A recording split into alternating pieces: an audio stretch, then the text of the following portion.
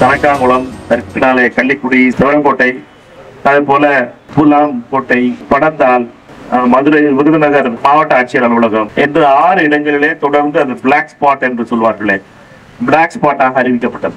August September மாதத்திலே மாண்புமிகு அமைச்சர் திரு நிதின் கட்கரி அவர்களை மீண்டும் சந்தித்து 3வது முறையாக அவரிடம் சந்தித்து அவரிடம் அறிவுறுத்தினேன்.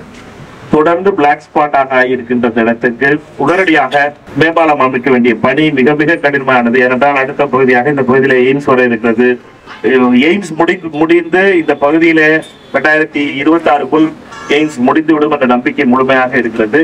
இந்த 43 கோடி ரூபாய் செலவிலே உருவாக போன்ற பாலம் நம் அனைவருடைய பிரச்சனைகளை தீர்த்து வைக்கும் என்ற நம்பிக்கை முழுமையாக இருக்கிறது என்று சொல்லி நெடுஞ்சாலைத்துறை அமைச்சர் திரு நிதின் கட்கரி அவர்களுக்கு நன்றியை தெரிவித்துக் கொள்கிறோம்.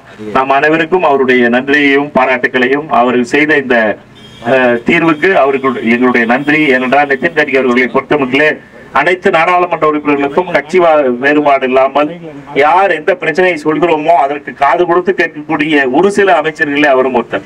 வளையங்குளமாக இருக்கட்டும் அல்லது தனக்காங்குளமாக இருக்கட்டும், திருப்பரங்குன்றம் தொகுதியினுடைய மிக முக்கியமான 2 பிரச்சனைகள்ல இந்த பிரச்சனைகள் 2ம் தீர்வு இந்த 1 வருடத்திற்குள்ளே தீர்வு காணப்படும் என்ற நல்ல செய்தியும் என்று உங்கள் அத்தனை பேருக்கும் தெரிவித்துக் கொண்டு விடைபெறுகிறேன். நன்றி, வணக்கம்.